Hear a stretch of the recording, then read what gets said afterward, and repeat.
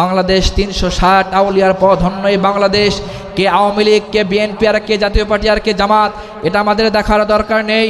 আমার প্রাণের বন্ধুরা, যদি আর একটা বার বাংলার জমিনে ও নাস্তিক কোন মোরতাদ আল্লাহর এই কোরআনের বিপক্ষে একটা এজেন্ডা, একটা কথা যদি বলতে চাই, আমরা কারা কারা আছি মাথায় কাফনের কাপড় বেঁধে, মাথায় কাফনের কাপড় বেঁধে কারা কারা তাদের বিরুদ্ধে রুখে দাঁড়াবো, তারা দুই হাত তুলে আল্লাহকে দেখায় দেন। লিল্লাহি তাকবীর। আমার প্রাণের বন্ধুরা, ক্ষমতায় টিকে থাকার জন্য বাংলাদেশে অনেক নাস্তিক এবং অনেক মুরতাদেরা টেলিভিশনের টকশোর ভিতরে বসে আমার রসুল্লাহকে গালি দিয়েছে। আমার রসুল্লাহকে গালি দেওয়ার পরে তাদের মনের ক্ষুধা মিটে নাই, ফেসবুক লাইভে এসে আমার রসুল্লাহকে গালি দিয়েছে। আমরা বলতে চাই, তোমরা কেন আমার রসুল্লাহকে টেলিভিশনের টকশোর মধ্যে বসে ফেসবুক লাইভে এসে কেন গালি দাও? তোমাদের যদি বুকের পড়ে থাকে, বাংলাদেশের খোলা ময়দানে এসে আমার রসুল্লাহকে গালি দিয়ে ডাক। বাংলাদেশের তৌহিদপন্থী মুসলমানেরা তোদের পিঠের চামড়া খুলে লবণ লাগিয়ে দেবে। শুধু তাই না, তোমরা আমাকে গালি দাও, আমি কিছু বলবো না। আমার পিতাকে গালি দাও, কিছু বলবো না। আমার মাকে গালি দাও, কোনো কথা বলা হবে না। কিন্তু বিশ্বনবী আমাদের কলিজার টুকা নবী, আমাদের কলিজার টুকা নবীর বিরুদ্ধে যদি একটা কথা, বাজে কথা বলা হয়, বাংলাদেশের টেকনাফ থেকে তেঁতুলিয়া, রূপসা থেকে পাতুরিয়া, সুন্দরবন থেকে বান্দরবন পর্যন্ত বাংলাদেশের তৌহিদপন্থীরা ইমানের বলে বলিয়ান হয়ে তাদের জিহ্বা ছিঁড়ে কুত্তার খাদ্য পরিণত করা হবে। চাঁদের চেয়ে সুন্দর আমার প্যারা রাসূল, তার পেতে ধন্য হলো তামাম নিখিল কুল, তার পেতে ধন্য হলো তামাম নিখিল কুল। আরব দেশের মায়া মেনার কোলে এলো চাঁদ, চাঁদের নামটি রেখে দিলেন আল্লাহ মুহাম্মদ, চাঁদের নামটি রেখে দিলেন আল্লাহ মুহাম্মদ। এই পৃথিবী সৃষ্টির 50,000 বছর আগে কোরআন শুনলে কি লাভ হবে, এটা আল্লাহ পাক জানিয়ে দিলেন। আল্লাহ রাব্বুল আলামিন বললেন, আল্লাযীনা ইয়াসতামিউনাল কওলা ফায়াত্তাবিউনা আহসানাহু উলাইকাল্লাযীনা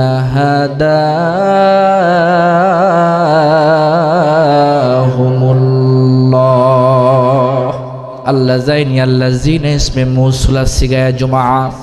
ইয়াসতামিউনাল কওলা, যারা আমার এই কোরআন পাকের কথা শুনবে, ফায়াত্তাবিউন, এটা যারা মেনে নেওয়ার সিদ্ধান্ত গ্রহণ করবে, পরদিগার মালিক বললেন উলাইকাল্লাযীনা হাদাহুমুল্লাহ, আমি আল্লাহ ওই সব মানুষদের গলায় আমার কুদরতি হাত দিয়ে তাদের হেদায়েতের মালা পরায় দিব।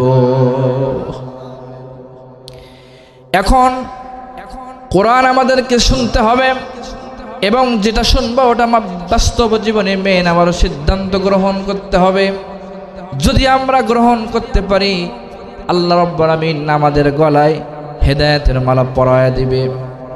এখন আমরা আল্লাহর কাছে প্রশ্ন করতে চাই, পরদিগার মালিক আপনি আমাদেরকে জানায় দেন যে আমরা কোরআন শোনার জন্য এখানে বসে গেছি, এখন কোরআন আমরা কেমনে শুনবো, কিভাবে শুনবো? আল্লাহ রাব্বুল আলামিন বললেন, ওয়াইযা কুরিয়াল কুরআনু ফাসতামিউ লাহু ওয়া আনসিতু লাআল্লাকুম তুরহামুন।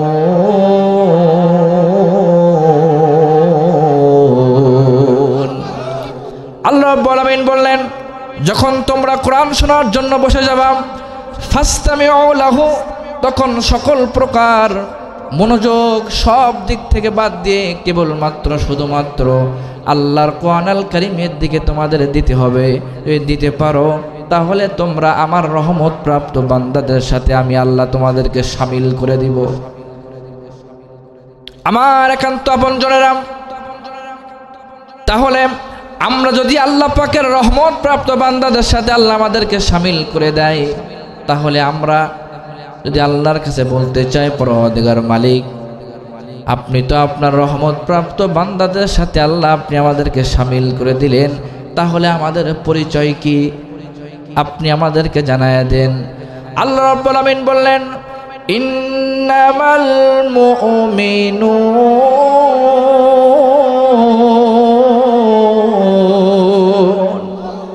বললেন তোমরা মুমিন। ওয়াজিলাত কুলুবুহুম, এখন যদি বলি আল্লাহ আপনি আমাদেরকে বলে দেন পৃথিবীর সব কিছুর জন্য একটা একটা পরীক্ষার যন্ত্র আছে, আমরা মুমিন, আমরা ইমানদার, এটা কেমনে বুঝবো? পরওয়ারদিগার মালিক বললেন, ওয়াজিলাত কুলুবুহুম ওয়া ইযা তুলিয়াত আলাইহিম আয়াতুহু যাদাতহুম ঈমানা, যখন কোন মুমিন বান্দার সামনে আল্লাহ পাকের কোরআনুল কারীমের তেলাওয়াত হবে, আল্লাহ বললেন আমি আল্লাহ তাদের ঈমান আস্তে আস্তে আল্লাহ বৃদ্ধি করে দিবে। আর যখন ঈমান বৃদ্ধি হবে তখন আল্লাহ বললেন, ওয়া আলা রাব্বিহিম ইয়াতাওয়াক্কালুন, তখন সকল বিষয়ের উপরে তাওয়াক্কুল পরওয়ারদিগার মালিকের উপরে ঈমানদারদের চলে আসবে। চিৎকার দিয়ে কন্যা সুবহানাল্লাহ। সকল বিষয়ের উপরে তাওয়াক্কুল চলে আসবে। কারণ তাওয়াক্কুল বলতে কি বোঝায়? খাইবরের প্রান্তরে মুসলমানদের সাথে কাফেরদের যুদ্ধ শুরু হয়ে গেল। যুদ্ধ চলতেছে, কিন্তু মুসলমানদের বিজয় হয় না। এমন সময় রাসূল সাল্লাল্লাহু আলাইহি ওয়াসাল্লাম সাহাবীদেরকে ডাকলেন, ও আমার প্রাণের সাহাবীরা, তোমরা কোথায় আছো? সাহাবীরা তখন রাসূলুল্লাহর সামনে চলে আসলেন। আসার পরে আল্লাহর হাবিব সাল্লাল্লাহু আলাইহি ওয়াসাল্লাম তিনি তখন বললেন, আলী, আমার আলী কোথায়, আমার আলী কোথায়? হযরতে আলী রাসূলুল্লাহর সামনে হাজির হয়ে গেলেন।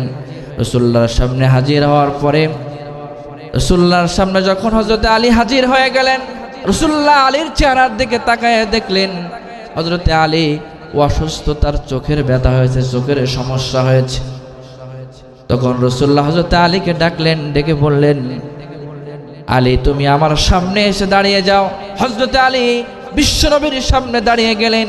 রাসূলুল্লাহর সামনে যখন হযরতে আলী দাঁড়িয়ে গেলেন, রাসূলুল্লাহর মুখের নালা মোবারকটা হযরতে আলীর চোখে লাগায়া দিলেন। কিতাবের ভিতরে পাওয়া যায় যেই মাত্র হযরতে আলীর চোখে রাসূলুল্লাহর মুখের নালা মোবারকটা লাগায়া দিলেন, হযরতে আলী বললেন, আমার চোখের দৃষ্টি যেটা ছিল আমার মালিক আরো 70 গুণ চোখের দৃষ্টি বৃদ্ধি করে দিয়েছে। আমার বন্ধুরা, রাসূলুল্লাহ তখন হযরত আলীকে তার পাশে ডাকলেন। ডাকার পরে হযরত আলীকে বললেন, আলী তোমার মাথার টুপিটা তুমি খুলে ফেলো। হযরত আলী রাসূলুল্লাহর কথা শুনে মাথার টুপিটা খুলে ফেললেন। যেই মাত্র টুপি খুললেন, রাসূলুল্লাহ তার জান্নাতি হাত দিয়ে হযরত আলীর মাথায় হাত দিয়ে দিলেন। মাথায় হাত রেখে বললেন, আল্লাহ আমি আমার হাতটা আলীর মাথায় দিয়ে আমি দোয়া করে দিলাম যেন খয়বরের প্রান্তরে হযরতে আলী মুসলমানদের বিজয়ের মালা যেন ছিনায় নিয়ে আসতে পারে কাফেরদের কাছ থেকে। হযরত আলী তখন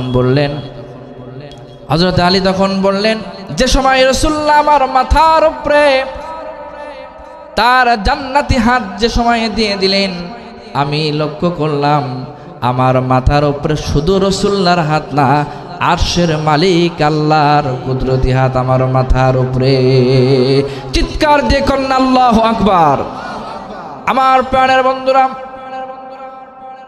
হযরতে আলী তখন জুলফিকার নামক তলোয়ার নিয়ে খায়বরের প্রান্তরে যুদ্ধের জন্য তিনি চলে গেলেন। হযরতে আলীর সামনে লক্ষ লক্ষ শত শত কাফেররা হযরতে আলীর সামনে যখন আসতেছেন, যত কাফের আসে আলীর তলোয়ারে সকল কাফের গোলাপ পৃথিবীর জমিন থেকে বিদায় নিয়ে জাহান্নামী হয়ে গেছে। চিৎকার দিয়ে কন্যা সুবহানাল্লাহ। এমত অবস্থার ভিতরে হযরত আলী তিনি তখন যুদ্ধ করতেছে, যুদ্ধ করতে করতে কাফেরদের একটা জায়গা আছে, সেটা কামুস কিল্লার সামনে গিয়ে হযরত আলী দাঁড়ায় গেলেন। এমন সময় কাফেরদের বীর সৈনিক নাম তার মোরাহেব আলীর সামনে এসে অস্ত্র দিয়ে আঘাত করতেছে হযরত আলীকে। কিন্তু হযরত আলী বারবার তার হাতে ছিল ঢাল দিয়ে অস্ত্রটা বারবার প্রতিহত করছে। অস্ত্র দিয়ে হযরত আলীকে কোনো প্রকার আঘাত করতে পারলেন না পেরে শেষবার হযরত আলীর মাথা বরাবর অস্ত্র নিয়ে যখন চালাইয়া দিলেন, সঙ্গে সঙ্গে হযরত আলী ঢাল দিয়ে যখন মাথাটা এমনভাবে অস্ত্রটা ধরলেন, আল্লাহর কি কুদরত, হযরত আলীর হাতের ঢাল ভেঙে দ্বিখণ্ডিত হয়ে গেল। জমিনের দুই সাইডে সেই ঢালটা জমিনের দুই সাইডে পড়ে গেল।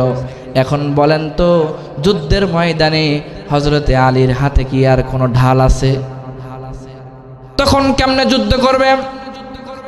হযরত আলী তখন পিছনের দিকে তাকায়া দেখলেন কামুস কিল্লার 80 মণ লোহার দরজাটা হযরত আলীর পিছনে এমত অবস্থার ভিতরে হযরত আলী তখন পিছন দিকে তাকায়া দেখলেন দরজা।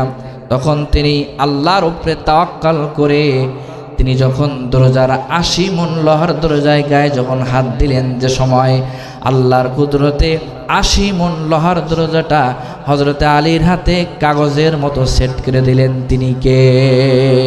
আওয়াজ দিয়ে বলেন, তিনি কে?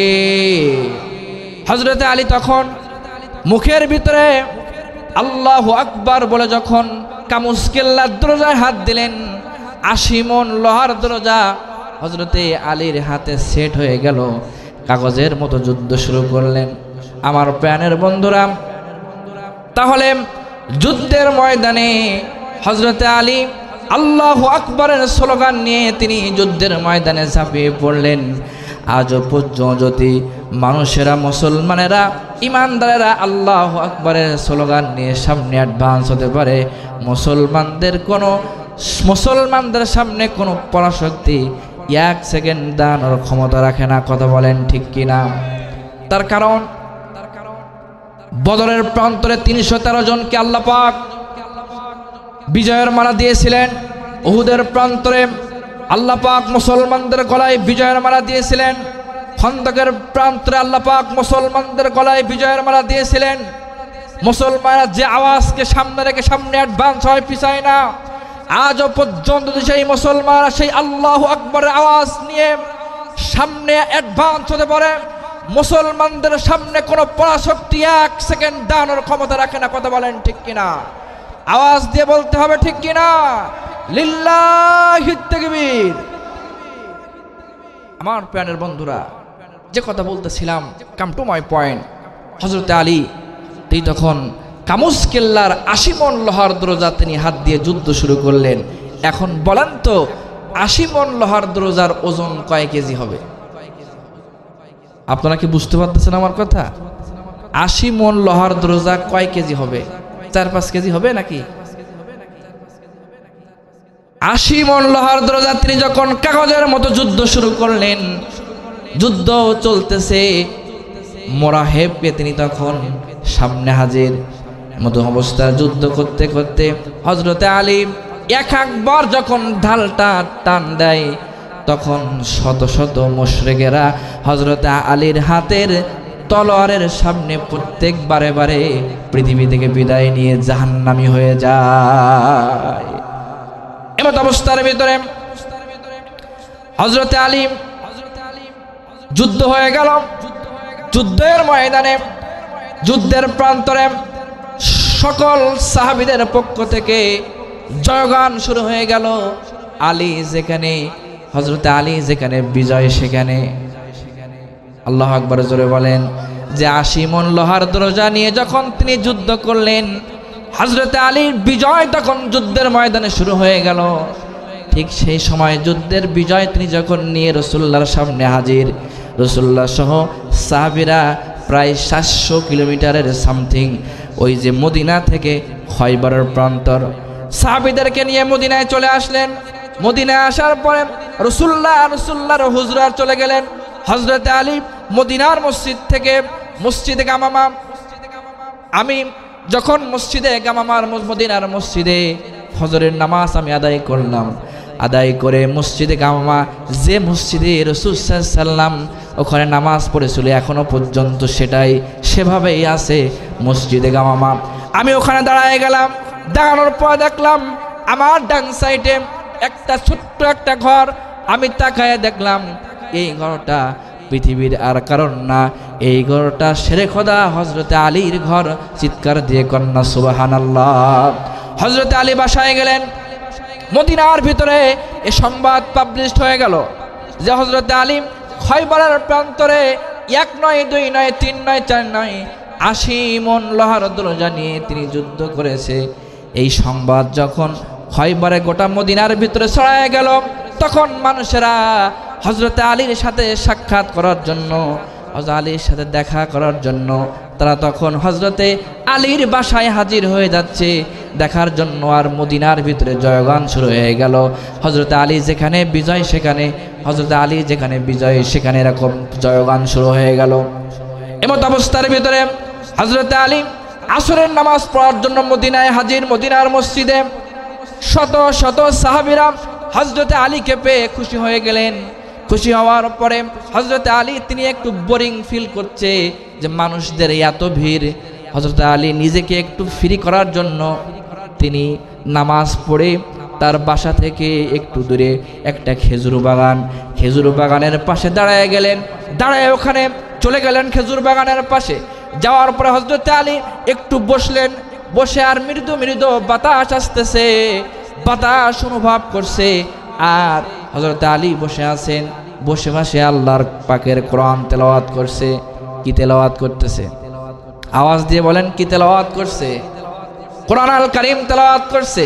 এখানে যে বাইতুর রহমান মাদ্রাসা, এখানে বাচ্চারা কি শিখবে? আওয়াজ দিয়ে বলেন কি? আওয়াজ আর জোরে বলেন কি? কোরআন শিখবে। কিন্তু বিগত 15টা বছর এই পৃথিবীর জমিন থেকে কোরআন সমাজে প্রতিষ্ঠিত হোক এটা এক শ্রেণীর মানুষেরা এটা চায়নি। কথা বলেন ঠিক কিনা? দেখেন আব্রাহা বাচ্চা কত বড় জালেম, কত বড় গাদ্দার হলে পরে আল্লাহর জমিন থেকে আল্লাহর ঘরকে মাটির সাথে মিশিয়ে দেওয়ার জন্য সে যখন তার দলবলের বহন রওনা দিয়েছিল, ঠিক সেই সময় ওয়ারসালা আলাইহিম তারাবাবিল, আল্লাহ রাব্বুল আলামিন আরশে আজিম থেকে যাকে যাকে পাখি প্রেরণ করে, ছোট্ট ছোট্ট পাখি ছোট্ট ছোট্ট ঠোঁটের মধ্য দিয়ে ছোট্ট ছোট্ট কঙ্কর নিক্ষেপ করে বিশাল আব্রাহা বাহিনীকে মাটির সাথে মিশিয়ে দিয়েছিল। কথা বলেন ঠিক কিনা? আমরা সেই আব্রাহা বাহিনীকে দেখিনি, আমরা সেই আবাবিল পাখি দেখিনি। কিন্তু ঢাকার 5 আগস্টে ঢাকার রাজপথে যে সময় মুসলমান ইমানদার তৌহিদপন্থী মুসলমানেরা আল্লাহু আকবারের স্লোগান নিয়ে আল্লাহর উপরে তাওয়াক্কুল করে ঢাকার রাজপথে যখন নেমেছিল, দীর্ঘ 15 বছরের ত্রাস সৃষ্টিকারী স্বৈরাচার ফিরাউন এবং নমরুদের প্রেতাত্মা স্বৈরাচার পিছনে দরজা দিয়ে পালাতে বাধ্য হয়েছিল। কথা বলেন ঠিক কিনা? সে আবার পালানোর সময় বলেছিল যে আমাকে একটু শেষবারের মতো একটু ভাষণ দেওয়ার সুযোগ করে দাও। তখন তার লোকেরা বললেন, আশপাশের সাঙ্গপাঙ্গরা বললেন, ম্যাডাম এখান থেকে বহু আগে সে মাইকম্যান ক্যামেরাম্যান পালিয়ে গেছে। তখন সে দুঃখ এবং ভারাক্রান্ত মন নিয়ে বললেন যে আমাকে তাহলে আমার বাবার কবরটা একটু জিয়ারত করার সুযোগ করে দাও। তখন তার লোকেরা বললেন, ম্যাডাম যদি আপনি ওখানে যাওয়ার দুঃসাহস দেখান, বাংলাদেশের তৌহিদপন্থী মুসলমানেরা আপনার বাবার মতো আপনাকে ওখানে শুয়ে থাকা লাগবে। কথা বলেন ঠিক কিনা? তখন সে দুঃখ এবং ভারাক্রান্ত মন নিয়ে এবং অগ্নি শর্মা হয়ে বললেন, তাহলে আমি এখন কি করব বলে দাও। তখন তারা বললেন, এই বিগত 15 বছর যাদের দালালি করেছেন, যেই বিগত 15 বছর যাদের প্রেসক্রিপশনে বাংলাদেশের তথা গোটা বিশ্বের কিংবদন্তি আলেমে দ্বীন আল্লামা সাঈদীকে বিষ প্রয়োগ করে পৃথিবী থেকে বিদায় দেওয়ার দুঃসাহস দেখাচ্ছেন, যান আপনি তাদের দেশেই চলে যান। কথা বলেন ঠিক কিনা? আমার প্রাণের বন্ধুরা, এমত অবস্থার ভিতরে সে পালিয়ে যেতে বাধ্য হয়েছে। তার কারণ এই বাংলাদেশে যে এই 15 বছর যে জুলুম আর নির্যাতন দা চাপিয়ে দেওয়া হয়েছিল, সব থেকে বেশি জুলুম আর নির্যাতন এসেছে তৌহিদপন্থী মুসলমানদের উপরে। কথা বলেন ঠিক কিনা? আপনাদের ভয় লাগতেছে? কথা বলে হ্যাঁ হুঁ ঠিকঠাক বলেন নাকি? যে এই যে 15 বছর যে নির্যাতন দেওয়া হয়েছে, সব থেকে মুসলমানদের উপরে বেশি নির্যাতন হয়েছে। কথা বলেন ঠিক কিনা? এই যে বিশাল বিপ্লবে কোনো রাম রক্ত দেয় নাই, এই বিশাল বিপ্লবে কোনো বাম রক্ত দেয়নি, এই যে বিশাল বিপ্লবে ও নাস্তিক মোর্চার রক্ত দেয়নি, এই বিশাল বিপ্লবে রক্ত দিয়েছে বাংলাদেশের তৌহিদপন্থী মুসলমান। কথা বলেন ঠিক কিনা? এজন্য প্রত্যেকটা ঘন্টার, প্রত্যেকটা মিনিটের, প্রত্যেকটা সেকেন্ডের মূল্য আমাদের কাছে অত্যন্ত দামি। আমরা বলতে চাই, কে উঁচু টুপি, কে নিচু টুপি, কে শক্ত টুপি, কে নরম টুপি, কে কলি আলা, কে কলি সালাম, কে পাকড়িওয়ালা, কে পাকড়ি সালাম, এটা আমাদের দেখার দরকার নেই। এখন গোটা পৃথিবীতে, গোটা বাংলাদেশের সকল আলেমদেরকে এক প্ল্যাটফর্মে আসতে হবে। কথা বলেন ঠিক কিনা? যে আলেমরা এক প্ল্যাটফর্মে আসবে না, আমরা তাদের সময়ের সব থেকে বড় গাদ্দার হিসাবে তাদের আত্মপ্রকাশ বর্তমান বাংলার জমিনে পাবে। কথা বলেন ঠিক কিনা? আল্লামা সাঈদী বলেছিলেন এখান থেকে বহু বছর আগে, যে মাথায় টুপি দেখলে রাজাকার বলে গালি দাও, মুখে দায়ে দেখলে জঙ্গিবাদ বলে গালি দাও। বাংলাদেশের মতো দেশের থেকে, শিক্ষা ব্যবস্থা থেকে আল্লাহ হাবিব সাল্লামের কথাগুলা কেটে দিয়ে বাংলাদেশের ছাত্রদেরকে, ছোট ছোট বাচ্চাদের, কোমলমতি ছাত্রদেরকে তারা নাস্তিক বানানোর যে পায়তারা করেছিল, ঠিক সেই সময় আল্লামা সাঈদী বলেছিলেন যে এই দেশের তৌহিদপন্থী মুসলমান যখন তোমাদেরকে ধরে একটি ঝাঁকি মারবে, তখন মামুর বাড়ি দিল্লি গিয়ে পড়তে হবে। কথা বলেন ঠিক কিনা? বাংলাদেশের আকাশে, শত গোটা পৃথিবীর আকাশে 3.5 ঘন্টা হেলিকপ্টার উড়ে এই স্বৈরাচারের কোথাও জায়গা হয়নি। শেষ পর্যন্ত আল্লামা সাঈদীর কথা 100% বাস্তবায়ন হয়ে সেই মামুর বাড়িতে দিল্লিতেই জায়গা হয়েছে। আমার প্রাণের বন্ধুরা, এজন্য আমাদেরকে জুলুম জালেম হলে হবে না, আমাদেরকে হতে হবে কি ইমানদার এবং মুসলমান। প্রত্যেকটা কাজে তাওয়াক্কুল করতে হবে। কার উপরে? আওয়াজ দিয়ে বলেন কার উপরে? আরো জোরে বলেন না কার উপরে? আল্লাহর উপরে তাওয়াক্কুল করতে হবে। হযরত আলী নিজেকে একটু ফ্রি করার জন্য তিনি যখন চলে গেলেন খেজুর বাগানের পাশে, তিনি বসে বসে কোরআন আল কারীম তেলাওয়াত করছে। এমত অবস্থার ভিতরে হযরত আলীর সামনে একজন আগন্তুক হাজির হয়ে গেলেন। বললেন, আলী, আপনার সামনে আমি হাজির হয়ে গিয়েছি। আমি আপনার কাছে একটা দাবি করতে চাই। গোটা মক্কা মদিনা সহ গোটা এলাকার ভিতরে আপনার জয়গান শুরু হয়ে গেছে। আপনি আপনার জয়গানের উপরে, আপনার কাজের উপরে আমি খুশি হয়ে আপনার কাছে আমি একটা হাদিয়া দিতে চাই। আপনাকে আমি একটা জিনিস দিতে চাই, হাদিয়া দিতে চাই। হুজুর, এই হাদিয়াটা আপনি কি নেবেন? হযরত আলী বললেন যে হাদিয়া নেওয়া সুন্নাত, সমস্যা নেই। আপনি যে হাদিয়ার কথা আমাকে বলছেন, সে হাদিয়াটা আমি নিব। তখন পথিক বললেন, হুজুর, আপনি যে হাদিয়া নেবেন, হাদিয়াটা নেওয়ার জন্য শর্ত হলো একটা, আমার কাছে একটা প্যাকেট আছে, এই প্যাকেটটা আমি জমিনে রেখে দিলাম। যদি আপনি জমিন থেকে এই প্যাকেটটা উঁচা করতে পারেন, তাহলে আমি আপনাকে এই জিনিসটা, প্যাকেটটা হাদিয়া করে দিব, আমি আপনাকে দিয়ে দিব। সুবহানাল্লাহ জোরে বলেন। এখন বলেন তো, একটা প্যাকেট কয় কেজি ওজন হতে পারে? সর্বোচ্চ 20 কেজি হোক। হযরত আলী তখন বললেন, আমি কামুজ কেল্লার 80 মণ লোহার দরজা আমি উঁচু করেছি, আমার কোনো সমস্যা হলো না। তুমি কি আমার সামনে খেলা করতে আসছো? কি মজা নেওয়ার জন্য আসছো আমার কাছে? হযরত আলী তখন বললেন, যাও, তুমি চলে যাও, তুমি আমার কাছে মজা করার জন্য আসছো, আমি তোমার ওই হাদিয়া নিব না। আগন্তুক পথিক বললেন যে, হুজুর, হাদিয়া আপনাকে নিতেই হবে, আর এই জমিন থেকে প্যাকেটটা উঁচু করে আপনাকে নেওয়া লাগবে। তখন হযরত আলী কারামুল্লাহ ওয়াজহু প্যাকেটটার উপরে বাম হাতটা লাগায় দিয়ে তিনি যখন টান দিলেন, হযরত আলী যখন যত প্যাকেটটা উপরের দিকে টানে প্যাকেট তত জমিনের দিকে টানতেছে। সুবহানাল্লাহ, জোরে বলেন। প্যাকেট 1 ইঞ্চি উঁচু হলো না। হযরত আলী তখন 2 হাত লাগায় প্যাকেটটা উঁচু করার জন্য তিনি যখন চেষ্টা করছেন, প্যাকেটটা 1 ইঞ্চি উঁচু হলো না। এখন বলেন তো 80 মণ লোহার দরজা উঁচু করলো, কাগজের মতো তিনি নিয়ে যুদ্ধ করলো, সেই আলী একটা প্যাকেট জমিন থেকে উঁচু করতে পারছে না। আল্লাহু আকবার বলবেন না? গোটা শরীর থেকে ঘাম দরদর দরদর করে পড়তেছে, পশমের গোড়া থেকে ঘামগুলা জমিনের ভিতরে পড়তেছে।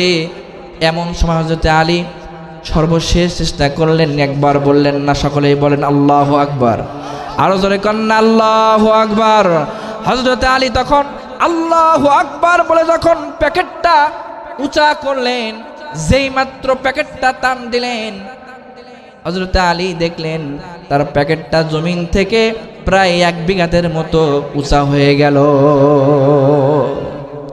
এমত অবস্থার ভিতরে হযরত আলী প্যাকেটটা যেই মাত্র উঁচা হলেন, খুব কষ্ট করে প্যাকেটটা মাথার মধ্যে নিলেন। মাথার মধ্যে নেওয়ার পর তিনি চলতেছে সামনের দিকে, বাসার দিকে চলতেছে। পিছন দিক থেকে আগন্তুক বললেন, হুজুর আপনি যে প্যাকেটটা নিয়ে সামনের দিকে অ্যাডভান্স হচ্ছেন, বলেন তো এই প্যাকেটের ভিতরে কি আছে?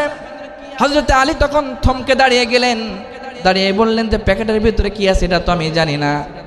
ওগো পথিক, তুমি বলো তো এই প্যাকেটের ভিতরে কি আছে, তোমাকে বলো, তুমি জানো। পথিক তখন বললেন, হুজুর এই প্যাকেটের ভিতরে কি আছে পৃথিবীর ভিতরে শুধুমাত্র কেবলমাত্র এই পৃথিবীর ভিতরে একজন জানে, তাছাড়া আর কেউ বলতে পারবে না। সুবহানাল্লাহ, জোরে বলেন। হযরত আলী বললেন, সে কে? তখন আগন্তুক পথিক বললেন, এই প্যাকেটের ভিতরে যা আছে এটা বলতে পারবে আপনার বাড়ির যিনি খাদ্যমন্ত্রী, আপনার স্ত্রী। সুবহানাল্লাহ, জোরে বলে। ইমাম হাসান হুসাইনের মা, সেই বলতে পারবে এই প্যাকেটের ভিতরে কি আছে। আমার একান্ত আপনজনেরা, হযরত আলী তখন প্যাকেটটা মাথায় করে নিয়ে তিনি যখন বাসার দিকে চলতেছে, বাসার দিকে তিনি যখন যাচ্ছে, চলতে চলতে বাসার আগ মুহূর্তে তিনি যখন দাঁড়ায় গেলেন, সঙ্গে সঙ্গে ফাতেমাতুজ জোহরা তিনি একটা আমল করতেন। স্বামী যখন বাসা থেকে বাইর হতো, কোথায় যেত, তখন তিনি তার দরজার মধ্যে ঘরের ভিতরে একটা জায়গা ছিল ছিদ্র, ওখান থেকে বসে বসে দেখতেন কখন স্বামী বাসায় আসবে। সুবহানাল্লাহ, জোরে বলেন। আর আমাদের স্ত্রীরা, আমাদের মা বোনেরা কি করে? আমি দিনাজপুর হিলি বর্ডারে ওয়াজ করতেছিলাম, বলার পরে আমি শুনলাম যে আপনাদের এই এলাকার মহিলারা কি করে। তখন একজন মুরব্বী 60 বছরের মতো বয়স দাঁড়ায় বললেন, হুজুর আমাদের এলাকার স্ত্রীরা, অধিকাংশ স্ত্রীরা স্বামী যখন বাসা থেকে বাইর হয় তখন বাড়ির দেওয়ালের গায়ে আছে 32 ইঞ্চি। কয় ইঞ্চি? ওইদিকে খেয়াল করে। বললেন যে হুজুর আমি একদিন দুপুরে বাসায় আসলাম কাজ করে, আমার গোটা শরীরটা রৌদ্রে কালো হয়ে গেছে, পুড়ে গেছে। এমন সময় আমার বিবিকে আমি ডাকলাম যে বিবি সাহেব আমাকে একটু পানির ব্যবস্থা করো। বিবি তখন আটায় ওই যে 32 ইঞ্চির দিকে দেখতেছে, 32 ইঞ্চির দিকে তাকায় দেখতেছে ওখানে সাকিব খান, কি খান, ওইদিকে একবার তাকায়, আর এই কালো একদিকে এই যে বাড়ির চাকরের মতো লাগে নিজের স্বামীর দিকে একবার তাকায়, ওদিকে একবার এদিকে একবার। বলেন তো যদি কোনো স্ত্রীরা এরকম ভাবে থাকে তাহলে ওই পরিবারের ভিতরে শান্তি আসবে? আওয়াজ দিয়ে বলেন। আমার মা, আমার বোনেরা আসছে, মহিলাদের সম্পর্কে কিছু কথা বলা অত্যন্ত জরুরি দরকার, কারণ তারা এই দীর্ঘ 15 বছর আমাদের ছিল সরকার। ঠিক? আওয়াজ দিয়ে বলেন ঠিক কিনা? লাভ খুব একটা না, ওটা বাংলাদেশ তো ঘুরে দেখলাম, দস্তার থেকে সস্তার, বস্তার থেকে ভারী, সেটা হলো বাংলাদেশের নারী। কথা বলেন ঠিক কিনা? আমি মহিলাদের সম্পর্কে এমন 4টা আমলের কথা বলবো, যদি এই 4টা আমল যদি কোনো মা করতে পারে, পৃথিবী থেকে বিদায় নেওয়ার আগে তার কবরটা আল্লাহ পাক জান্নাতের বিছানা তার কবরে বিছায়া দিবে। 4টা আমলের কথা কি বলবো? হ্যাঁ, আর আপনাদের জন্য 4টা আমল। মহিলাদেরকে মারা হারাম। মহিলাদেরকে কি মারা হারাম। রাসূল বললেন 4টা কাজ করলে মহিলাদেরকে মারা জায়েজ আছে। সে কোন কোন 4টা কাজ করলে মহিলাদেরকে মারা জায়েজ, এটা আপনারা কি জানতে চান? হ্যাঁ, এটা দরকার তো আমাদের, নাকি বলে? যাই হোক, তাহলে ওই দিকে 4টা আর এদিকে 4টা, 8টা বিষয়ের কথা আপনাদের সামনে আলোচনা করব। যে কথা বলতেছিলাম, কাম টু মাই পয়েন্ট। হযরতে আলী কাররামুল্লাহ ওয়াজহু বাসার সামনে হাজির হয়ে গেলেন। বাসার সামনে হাজির হয়ে গেলেন, সালাম দিলেন। ভিতর থেকে সালামের জবাব আসলো, ওয়ালাইকুমুস সালাম। সালামের জবাব আসলো। আসার পরে দরজাটা খুলে দিলেন ফাতেমাতুজ জোহরা। ফাতেমাতুজ জোহরা যখন দরজা খুললেন, হযরত আলী ভিতরে ঢুকলেন। ভিতরে ঢোকার পরে হযরতে আলী কাররামুল্লাহ ওয়াজহু তিনি তার স্ত্রী ফাতেমা বললেন, ওগো আমার প্রাণের স্বামী, আপনি অনেক কষ্ট করে আসছেন বাসায়, আমি আপনাকে একটু খেদমত করতে চাই। হযরত আলী বললেন যে খেদমত করার দরকার নেই, আমার মাথায় তুমি দেখতে পাচ্ছ একটা প্যাকেট, আমি এই প্যাকেটটা উঁচু করতে পারছি না। ওই যে খয়বরের প্রান্তরে আমি 80 মণ লোহার দরজা নিয়ে যুদ্ধ করেছি, আমার কোনো কষ্ট হয়নি, কিন্তু আমি এই প্যাকেটটা মাথায় নিয়ে দেখো গোটা শরীরটা ঘেমে গেছে, আমার পশমের গোড়া দিয়ে ঘাম দর দর দর দর করে পড়তেছে। আমার মাথা থেকে তুমি একটু প্যাকেটটা নামানোর জন্য সহযোগিতা করো। কিতাবের ভিতরে পাওয়া যায় হযরতে ফাতেমাতুজ জোহরা আল্লাহু আকবার বলে প্যাকেটটার ভিতরে এরকম ভাবে হাতের ডান হাতের সাদা আঙ্গুলে লাগায়া দিলেন। লাগালেন, ওখান থেকে লাগালেন, কাগজের মতো ঠাস করে জমিনের উপরে রেখে দিলেন। হযরত আলী খয়বরের প্রান্তরে 80 মণ লোহার দরজা নিয়ে যুদ্ধ করলেন, এতে তার কিছুই মনে হলো না। আবার সেই আলী একটা প্যাকেট উঁচু করতে গিয়ে গোটা শরীর ঘেমে তিরঘাম হয়ে গেল। সেই আলীর মাথা থেকে সেই প্যাকেট ফাতেমাতুজ জোহরা ওই মাথা থেকে একটা আঙুল দিয়ে নিচে নামালেন। এখন বলেন তো এই প্যাকেটের ভিতরে কি আছে, এটা কি আপনারা জানতে চান? কারা কারা চান 2 হাত তুলে দেখান। লিল্লাহি তাকবীর। হযরত আলী ফাতেমাতুজ জোহরা রাদিয়াল্লাহু তাআলা আনহা তিনি পানি নিয়ে আসতেছেন, স্বামীর ঘামগুলা মুছে দিচ্ছে। তখন ফাতেমাতুজ জোহরা বললেন, বলা হলো, ওগো আমার প্রিয়তমা ফাতেমা, আজকে আমার আর খেদমত খাওয়া লাগবে না, বলো তো এই প্যাকেটের ভিতরে কি আছে, এটা তোমাকে আগে বলতে হবে। এখন আমার প্রাণের বন্ধুরা, ফাতেমা বললেন যে স্বামী আমি বলছি। ফাতেমা তখন হযরতে আলীকে কি বললেন, এবং যে আলী 80 মণ লোহার দরজা নিয়ে যুদ্ধ করলেন তার কিছু মনে হলো না। সেই আলী একটা প্যাকেট উঁচু করতে পারলেন না। এখন এই প্যাকেটের ভিতরে কি আছে আপনারা কি শুনতে চাচ্ছেন? আমি কি বলে দিব? বলবো? ইনশাল্লাহ বলা হবে। ইনশাল্লাহ আপনাদের সামনে আমি বিষয়টা কথা বলবো। এর মধ্য দিয়ে আমি আপনাদের সামনে যে আয়াতে কারিমা তেলাওয়াত করেছি, এটা সূরাতুল বাকারার 281 নম্বর আয়াতে কারিমা তেলাওয়াত করা হয়েছে। এখানে আল্লাহ রাসূল সাল্লাল্লাহু আলাইহি ওয়াসাল্লাম পৃথিবী থেকে বিদায় নেওয়ার মাত্র 9 দিন আগে এই আয়াত কারিমা নাজিল হয়েছে। নাজিল হওয়ার পরে আল্লাহর হাবিব সাল্লাল্লাহু আলাইহি ওয়াসাল্লাম তিনি মদিনার মসজিদে বসে আছেন, এমন সময় নাজিল হচ্ছে, জিবরিল আমিন নাজিল করলেন, ওয়াত্তাকু ইয়াওমান তুরজাউনা ফীহি ইলাল্লাহ।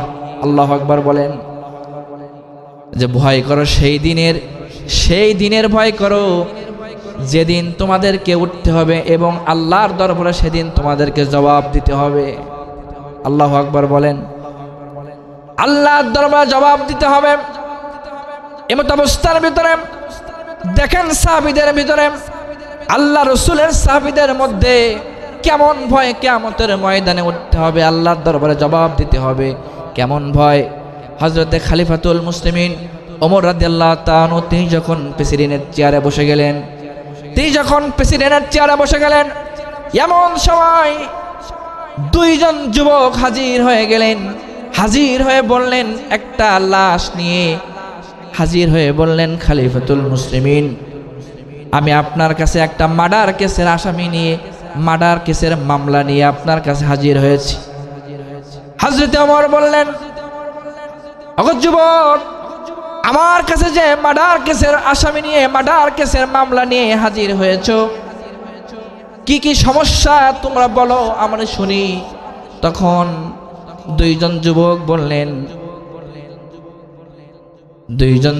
বললেন, খলিফাতুল মুসলিমিন, এখানে হাজির হয়েছি আমাদের দুই ভাই আপন বাবাকে রাসূল সাল্লাল্লাহু আলাইহি সাল্লামের সাহাবী শাকের বিন তালহা হত্যা করেছে।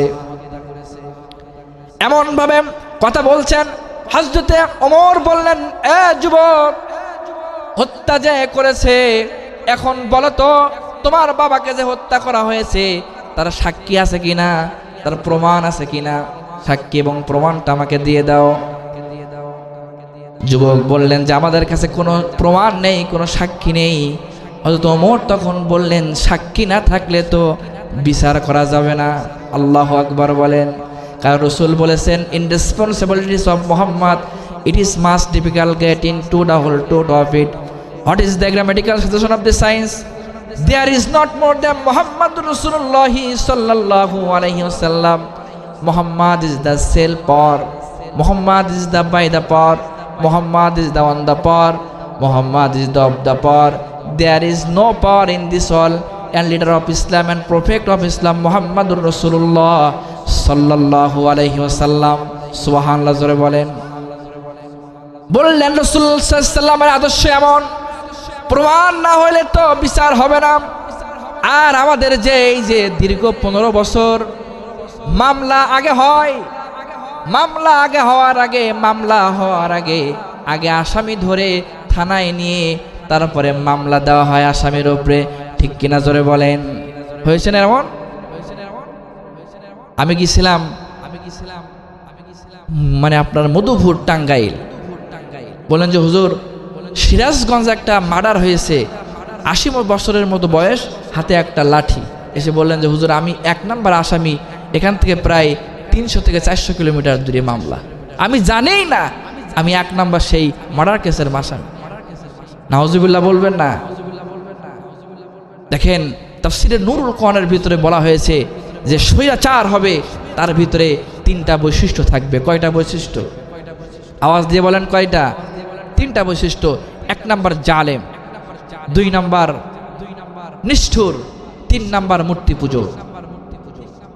দেখেন ফিরআউন কত বড় জালেম হলে পরে মায়ের কোল থেকে ছোট্ট ছোট্ট বাচ্চাদেরকে ক্ষমতায় টিকে থাকার জন্য ছোট্ট বাচ্চাদেরকে জবাই করে পৃথিবীর জমিন থেকে বিদায় করেছিল। নমরুদ কত বড় জালেম হলে পরে আল্লাহর পয়গম্বর ইব্রাহিম খলিলুল্লাহকে পৃথিবীর জমিন থেকে বিদায় দেওয়ার জন্য অগ্নিকুণ্ডের ভিতর নিক্ষেপ করার নির্দেশ দিতে পারে। আমাদের টাকা, ট্যাক্সের টাকা দিয়ে কেনা বন্দুক দিয়ে, আমাদের টাকা দিয়ে কেনা হেলিকপ্টারের মাধ্যম দিয়ে ঢাকার রাজপথে ছোট্ট মাসুম বাচ্চাদেরকে গুলি করে পৃথিবীর জমিন থেকে বিদায় দিয়েছিল এই স্বৈরাচার। কথা বলেন ঠিক কিনা? শুধু তাই না, 2006 সালের 28 অক্টোবর কোরআনের হাফেজ মাসুমকে হত্যা করে পিটায় হত্যা করে পৃথিবীর জমিন থেকে বিদায় দিয়ে তার মনের ক্ষুধা নিবারণ হয়নি, তার কলিজার উপরে দাঁড়িয়ে তার দেহের উপরে ডান্স করার নির্দেশ দিতে পারে। কত বড় স্বৈরাচার হলে কাজ করতে পারে আমার প্রাণের বন্ধুরা। এজন্য যারা স্বৈরাচার হবে তারা 1 নাম্বার গুণ হবে, এরা হলো জালেম এবং নিষ্ঠুর। আর 3 নাম্বার যে গুণটা হবে, তারা হলো মূর্তি পূজক। তাদের জনগণের উপরে, তাদের দেশের উপরে মূর্তিকে প্রতিষ্ঠিত করার জন্য তারা সব সময় চক্রান্ত করতে থাকবে। কথা বলেন ঠিক কিনা? দেখেন 3 রাস্তার মোড়ে মূর্তি, 4 রাস্তার মোড়ে মূর্তি, কলেজের সামনে মূর্তি, ইউনিভার্সিটির সামনে মূর্তি। আপনি তাকায় দেখেন প্রত্যেকটা মোড়ে মূর্তি। যে দেশের জনগণ একটা ডিম কিনতে গেলে 13 টাকার প্রয়োজন হয়, সেই দেশে বাবার মূর্তি প্রতিষ্ঠিত করার জন্য 300 কোটি টাকা বাজেট করেছে। কত বড় জালেম হলে এই কাজগুলো করতে পারে? কথা বলেন ঠিক কিনা? আমার প্রাণের বন্ধুরা, এমত অবস্থার ভিতরে যে কথা বলতেছিলাম, কাম টু মাই পয়েন্ট। হযরত ওমর রাদিয়াল্লাহু তাআলা তিনি প্রেসিডেন্টের চেয়ারে বসে আছেন। 2 জন যুবক যখন এসে বললেন, খলিফাতুল মুসলিমিন, আমার বাবাকে হত্যা করেছে, মার্ডার কেসটা আপনার কাছে আমি দিতে চাই। হুজুর আপনি যদি আল্লাহর কোরআন দিয়ে বিচার না করেন, কিয়ামতের ময়দানে আপনাকে আমরা জালেম বাচ্চাদের কাতারে দাঁড় করাবো। এবং একটা আয়াতে কারিমা তেলাওয়াত করলেন, ওয়ামাল্লাম ইয়াহকুম বিমা আনজালাল্লাহু ফাউলাইকা হুমুজ জালিমুন।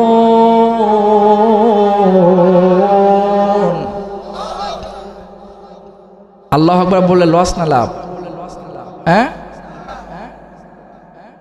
মেডিকেল সায়েন্স অফ বিজ্ঞান বললেন প্রত্যেকটা মানুষের হাড়ের ভিতরে 1 নয় 2 নয় 3 নয় 84 বার আল্লাহর নাম লেখা আছে। একবার যদি কোনো ব্যক্তি আল্লাহু আকবার জবান দিয়ে উচ্চারণ করে, বিজ্ঞান বললেন তাহলে ওই মানুষটার 3 মিনিট হার্ট অ্যাটাক না হওয়ার সম্ভাবনা, মানে হার্ট অ্যাটাক তার হবে না। সুবহানাল্লাহ জোরে বলেন। প্রশ্ন করা হলো যে কি জন্য হার্ট অ্যাটাক হবে না? মেডিকেল সায়েন্স অফ বিজ্ঞান বললেন একবার যখন কোনো ব্যক্তি আল্লাহু আকবার আওয়াজটা তার মুখ দিয়ে উচ্চারণ করে, অটোমেটিকলি আরও 84 বার তার অন্তরের ভিতরে, তার কলবের ভিতরে আল্লাহ পাক তার হাড়ের ভিতরে 84 বার আল্লাহ নামের জিকির অটোমেটিক চলতে থাকে। আর যতক্ষণ পর্যন্ত কোনো মানুষের হাড়ের ভিতরে আল্লাহু আকবার উচ্চারণ হবে, ততক্ষণ পর্যন্ত ওই মানুষটার হার্ট অ্যাটাক হবে না। সুবহানাল্লাহ জোরে বলেন। তাহলে আল্লাহু আকবার বলে লস না লাভ? চিৎকার দিয়ে কন না আল্লাহু আকবার। 2 হাত তুলে কন, সকলে 2 হাত তুলে বলেন লিল্লাহিত তাকবীর, লিল্লাহিত তাকবীর। সম্মানিত উপস্থিতি, হযরত ওমর তখন বললেন তোমাদের কি সাক্ষী এবং প্রমাণ তোমাদের কি আছে? তখন আগন্তুক যুবক বললেন যে না না হুজুর, আমাদের কাছে কোনো প্রমাণ নেই, কোনো সাক্ষী আমাদের কাছে নেই। তখন সঙ্গে সঙ্গে হযরতে ওমরে ফারুক রাদিয়াল্লাহু তাআলা আনহু তিনি যখন এই কথা শুনলেন, বিচার চলতেছে, এমন সময় রাসূলুল্লাহর সাহাবী শাকের বিন তলহা খলিফার দরবারে হাজির হয়ে গেলেন। বললেন হুজুর, এই যে মার্ডার কেসের মামলা যেটা আপনার কাছে এই 2 জন ভাই এসে দিয়েছে, হুজুর এই মামলাটা, এই মার্ডার আমি করেছি। চিৎকার দিয়ে কন্না আল্লাহু আকবার। বলেন এই মার্ডার আমি করেছি, এই হত্যা আমার দ্বারা হয়ে গেছে। এমত অবস্থার ভিতরে এই কথা যখন বললেন খলিফাতুল মুসলিম হযরত ওমর তখন প্রশাসনকে হুকুম দিয়ে দিলেন যে এই যুবককে গ্রেফতার করো। গ্রেফতার করা হলো। গ্রেফতার করার পরে খলিফাতুল মুসলিমিন প্রশ্ন করলেন, এ যুবক তুমি কি জন্য এনাকে, এই মুরব্বী মানুষটাকে তুমি কেন হত্যা করলে? তখন আগন্তুক যুবক তখন বললেন হুজুর আমি হত্যা করে ফেলেছি। তখন খলিফা বললেন হত্যা তুমি করেছো, তুমি তো পালিয়ে যেতে পারতে, তুমি কি জন্য তুমি তোমার হত্যার দায় তোমার মাথার উপরে তুমি উঠায় নিলে? যুবক তখন বললেন ওয়াত্তাকু ইয়াওমান তুরজাউনা ফীহি ইলাল্লাহ। বললেন যে হুজুর কিয়ামতের ময়দানে আমাকে আল্লাহর দরবারে উঠতে হবে, জবাব দিতে হবে। দুনিয়ায় আমি ভুল করে ফেলেছি, শাস্তি আপনি আমাকে দিয়ে দেন, আমি দুনিয়ার শাস্তি আমি ভোগ করতে প্রস্তুত, কিন্তু কিয়ামতের ময়দানে ওই জাহান্নামের কঠিন আযাবের শাস্তি আমি নিতে পারবো না। চিৎকার দিয়ে কন্না আল্লাহু আকবার। এমত অবস্থার ভিতরে হযরত ওমর বিচার শুরু করলেন। বিচার যখন চলতেছে, যুবক তখন যুবকের বিরুদ্ধে, যুবক তখন বললেন হুজুর আপনি আমাকে কোরআন দিয়ে বিচার করেন। তখন হযরত ওমর আন-নাফস বিন-নাফস, হত্যার বদলে হত্যা রায় দিয়ে দিলেন। হযরত ওমরের দরবারে ইসলামী পার্লামেন্টে, আল্লাহর কোরআনের পার্লামেন্টে হত্যার বদলে হত্যার রায় চলে আসলো। সুবহানাল্লাহ বলেন। আর আজকে আমাদের দেশে হত্যা করেছে একজন, খুনি সমাজের ভিতরে বুক ফোলায় হাঁটে, আর নির্দোষ আলেমেরা জেলখানার ভিতরে ছিল। ঠিক কিনা বলেন? আওয়াজ দিয়ে বলেন ঠিক কিনা? এজন্য বাংলাদেশের পার্লামেন্টে এখন সুযোগ এসেছে আমাদেরকে আল্লাহর এই কোরআন পাঠাতে হবে। কথা বলেন ঠিক কিনা? আমরা ন্যাশনালিজম দেখেছি, আমরা সেকুলারিজম দেখেছি, আমরা কমিউনিজম দেখেছি, আমরা বাবা শাসন দেখেছি, আমরা কন্যা শাসন দেখেছি, আমরা স্বামী শাসন দেখেছি, আমরা স্ত্রী শাসন দেখেছি। শুধু একটিবার বাংলাদেশের পার্লামেন্টে আল্লাহর কোরআন পাঠিয়ে দিতে কারা কারা প্রস্তুত আছেন? দুই হাত তুলে আল্লাহকে দেখায় দেন। লিল্লাহিত তাকবীর। বাংলাদেশের পার্লামেন্টে আল্লাহর কোরআন পৌঁছায় দিতে যদি আমাদের সন্তানের মায়া ত্যাগ করা লাগে, স্ত্রীর মায়া ত্যাগ করা লাগে, কারা কারা সকল ত্যাগ এবং কুরবানি করে বাংলাদেশের পার্লামেন্টে আল্লাহর কোরআন পৌঁছে দিতে চান? দুই হাত তুলে আল্লাহকে দেখায় দেন। লিল্লাহিত তাকবীর। আমার প্রাণের বন্ধুরা, কাম টু মাই পয়েন্ট, যে কথা বলতেছিলাম, হযরতে ওমর রাদিয়াল্লাহু তাআলা তিনি ফাঁসির রায়, খুনের বদলে খুনের রায় তিনি দিয়ে দিলেন। দেওয়ার পরে যুবককে বলা হলো, যুবক, তোমার মনের শেষ কোনো আশা, কোনো আকাঙ্ক্ষা তোমার ভিতরে আছে কিনা একটু আমাকে বলো। যুবক তখন দাঁড়ায় গিয়ে বললেন, খলিফাতুল মুসলিমিন, আমার বাবা, আমি যখন ছোট ছিলাম, ছোট থাকা অবস্থা আমার বাবা রাসূলুল্লাহর সাথে যুদ্ধ করে পৃথিবী থেকে বিদায় নিয়েছে। হুজুর, আমি কিছু ঋণ আছি, হুজুর আমার কাছে কিছু আমানতের টাকা আছে, কিছু সম্পদ আমার কাছে, আমানতের সম্পদ আমার কাছে আছে। হুজুর, আপনি আমাকে একটু জামিন দিয়ে দেন, আমি ওই যে টাকাগুলা, আমানতের অর্থগুলাকে আমি একটু ফিরিয়ে দিয়ে আসি। সুবহানাল্লাহ জোরে বলেন। এখন খলিফা বললেন, রে যুবক, তোমার বিরুদ্ধে ফাঁসির রায় হয়ে গেছে, এখন যদি তোমাকে জামিন করে দেই তাহলে কি তুমি আবার আমার এখানে আসবা? এটার তো কোনো ডকুমেন্ট নেই, কিন্তু তোমার একটা সুযোগ আছে আল্লাহর কোরআনের আইন অনুযায়ী। সুযোগটা হলো, তুমি যদি তোমার পক্ষে যদি কোনো জামিনদার কেউ থেকে থাকে তাহলে তুমি এই জামিনটা রেখে তোমাকে কিছু সময়ের জন্য জামিন দেওয়া যেতে পারে। সুবহানাল্লাহ জোরে বলেন। যুবক তখন দাঁড়ায় গেলেন শত শত সাহাবীদের সামনে। তিনি তখন বললেন, মাল্লাম ইয়ারহামুল্লাহু ইয়ারহামুন নাস।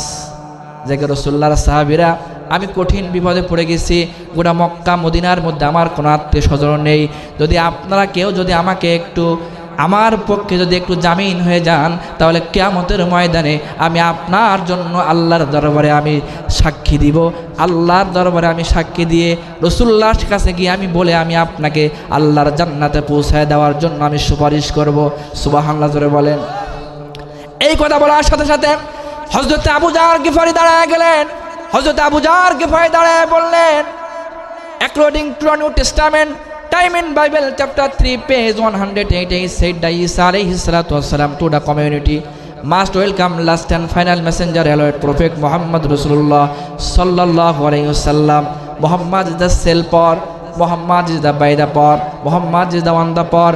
There is no power in this world and leader of Islam and prophet of Islam Muhammad Rasulullah sallallahu alayhi wasallam. চিৎকার দিয়ে কন্না আল্লাহু আকবার। তিনি তখন বললেন, আবু জারকে পাই তখন দাঁড়ায় বললেন, খলিফাতুল মুসলিমিন, আপনি যে খলিফার চেয়ারে বসে গেছেন, আমি এই যুবকের পক্ষে আমি জামিনদার হয়ে গেলাম, আপনি যুবককে ছেড়ে দেন। সুবহানাল্লাহ জোরে বলেন। তখন লক্ষ লক্ষ সাহাবীদের সামনে খলিফা বললেন, যুবক, ও আবু জার গিফারি, তুমি এই যুবকের জন্য কি জন্য জামিন দিয়ে দিলে? তখন আবু জার গিফারি তখন বললেন, হুজুর, কিয়ামতের ময়দানে একজন মানুষ বিপদে পড়ে গেছে, এমন সময় যদি আমার কাছে সে সাহায্য চেয়েছে আর আমি যদি সেই সাহায্যের হাত বাড়ায় না দেয়, সুযোগ থাকার পরে কিয়ামতের ময়দানে যদি রাসূল সাল্লাল্লাহু আলাইহি ওয়াসাল্লাম আমাকে ডাক দেয় আর যদি বলে, আবু জার, রে আবু জার, তুমি আমার বিপক্ষে আমার একজন সাহাবী বিপদে পড়েছিল, সুযোগ তোমার হাতে ছিল, কিন্তু তুমি তার পক্ষে জামিনদার কেন হলে না? কি জন্য জামিনদার তুমি হলে না? আমি এই জন্য রাসূলুল্লাহকে খুশি করার জন্য, আল্লাহকে খুশি করার জন্য আমি জামিনদার হয়ে গেলাম। সুবহানাল্লাহ জোরে বলেন। এমন অবস্থার ভিতরে যুবক বাসায় চলে গেলেন।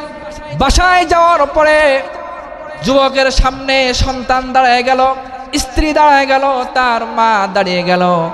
মা তখন যুবককে বললেন, যুবক, ওগো আমার কলিজার টুকরা সন্তান, তোমার মনটা খারাপ কেন, তোমার চেহারাটা মলিন কেন, তোমার সমস্যা কি?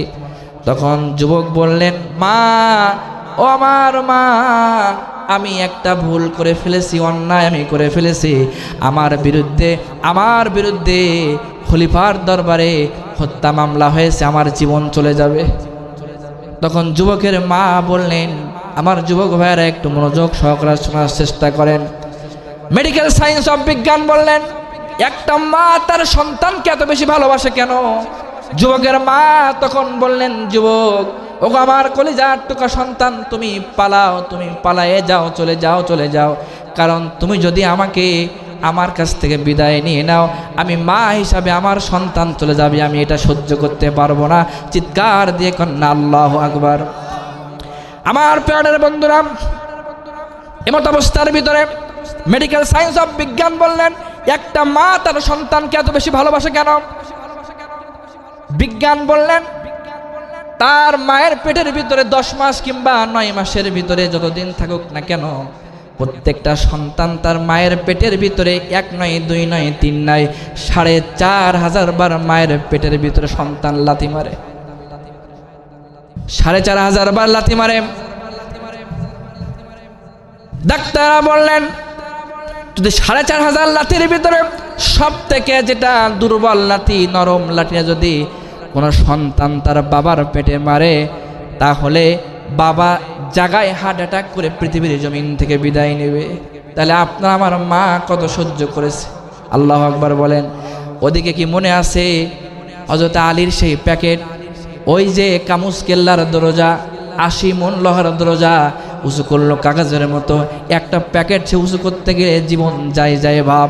আবার সেই প্যাকেটটা ফাতেমাতুজ জোহরা একটা আঙুল দিয়ে নিচে নামালেন, এ কথাটা কি মনে আছে? আপনারা কি প্যাকেটের ভিতরে কি আছে শুনবেন? এমত অবস্থার ভিতরে একটা মা তার সন্তানের পেটে, সন্তান তার মায়ের পেটে 4500 বার লাথি মারে। বিজ্ঞানীরা বললেন, মার পেটে 4500 বার লাথি মারে একটা সন্তান। বিজ্ঞানীরা বললেন, সন্তান প্রত্যেকটা মায়ের পেটের ভিতরে 4500 বার লাথি মারে। এর ভিতরে 3টা লাথি সব থেকে জোরে মারে। কয়টা লাথি? আওয়াজ দিয়ে বলেন, কয়টা? 3টা। সন্তান নরমালে হোক কিংবা সিজারে হোক, সন্তান ভূমিষ্ঠ হওয়ার সময় প্রথম 3টা, ওই 4500 লাথির ভিতরে 3টা লাথির যখন প্রথম লাঠিটা মা তার সন্তান যখন তার মায়ের পেটের ভিতরে মেরে দেয়, বিজ্ঞানীরা বললেন, মায়ের পেটের ভিতরে ডিম্বায়ুর 1 লাথিতে 52টা পর্দা ছিঁড়ে যায়। সন্তান ধারণ করার জন্য প্রত্যেকটা মায়ের পেটের ভিতরে 10 ইঞ্চি জায়গা আছে। কয় ইঞ্চি জায়গা? আওয়াজ দিয়ে বলেন, কয় ইঞ্চি? 10 ইঞ্চি জায়গা আছে। কিন্তু বিজ্ঞানীরা বললেন, যেদিন 6 মাস বয়স হয় ওই দিন সন্তান 10 ইঞ্চি হয়ে যায়।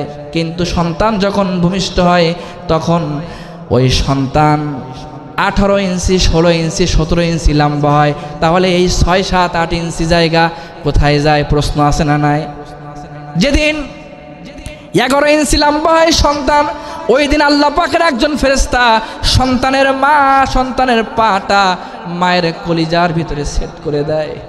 মায়ের কলিজার ভিতরে সেট করে দেয়। আমার প্রাণের বন্ধুরা, আমার যুবক ভাইয়েরা, আমার মা বাপের সাথে আমরা খারাপ আচরণ করি, একটু খেয়াল করে দেখেন। প্রত্যেকটা সন্তান তার মাকে কত কষ্ট নিয়ে মা তার সন্তানকে ভূমিষ্ঠ করেছে। মায়ের পাটা যখন কলিজার ভিতরে ঢুকায় দেওয়া হয়, ঢুকায় দেওয়ার পরে যেদিন 12 ইঞ্চি লম্বা হয়, ওই দিন 2 ইঞ্চি মায়ের কলিজার ভিতরে ঢুকে যায়। যেদিন আপনার 12 ইঞ্চি লম্বা হয়, ওই দিন মায়ের পেটের ভিতরে ঢুকে যায়। মায়ের পেটের ভিতরে 2 ইঞ্চি পা ঢুকে যায়। যেদিন 13 ইঞ্চি লম্বা হয়, ওই দিন মায়ের পেটের ভিতরে আপনার 4 ইঞ্চি ঢুকে যায় পা। বিজ্ঞানীরা বললেন, এরকমভাবে কারোর বা 6 ইঞ্চি, কারোর বা 7 ইঞ্চি পা যখন মায়ের কলিজার ভিতরে ঢুকে যায়, তখন 3টা লাথি সব থেকে বেশি জোরে মারে। কয়টা লাথি? আরো জোরে বলেন, কয়টা? তিনটা লাথি যখন জোরে মারে, প্রথম লাঠি তার লাঠির ভিতরে এক লাথিতে মায়ের ডিম্বায়ুর 52টা পর্দা ছিঁড়ে যায়। বিজ্ঞানীরা বললেন, আল্লাহ রাসূল সাল্লাল্লাহু আলাইহি ওয়াসাল্লাম বললেন, ওই সময় প্রতিটা মা ডাক্তারদেরকে, নার্সদেরকে বলে, ডাক্তার ও আমার নার্সেরা একটু পানি দাও, আমাকে একটু পানি দাও, আমার গলা শুকিয়ে যাচ্ছে, আমি পৃথিবী থেকে বিদায় নেব, এমন একটা অবস্থা আমার। তখন ডাক্তাররা বলে যে পানি দেওয়া যাবে না, পানি হবে না। রাসূলুল্লাহ বললেন, ওই সময় যদি পৃথিবীর সকল পানিগুলা, সব পানিগুলা যদি মায়ের সামনে দেওয়া হয়, তারপরেও মায়ের পানি পিপাসা মিটবে না। আল্লাহু আকবার বলেন। এরপরে মায়ের পেটের ভিতর যখন দ্বিতীয় লাথি মেরে দেয়, তখন মায়ের জরায়ুর 7টা পর্দা ছিঁড়ে যায়। বিজ্ঞানীরা বললেন, 1 নয় 2 নয়, ওই সময় প্রায় 3 কেজির মতো রক্ত ব্লিডিং মায়ের পেট থেকে বের হয়ে যায়। আল্লাহু আকবার বলেন। এরপরে সর্বশেষ লাথি যখন মায়ের পেটে মেরে দেয়, তখন মায়ের কলিজার ভিতরে যে সময় মারে, ঠিক সেই সময় মায়ের কলিজার মারার সাথে সাথে মা বেহুশ হয়ে যায়, সন্তান তারপরে ভূমিষ্ঠ হয়। চিৎকার দিয়ে কন্যা আল্লাহু আকবার। এই মা বাপকে কারা কারা কষ্ট দিবেন না, 2 হাত তুলে দেখান। লিল্লাহি তাকবীর।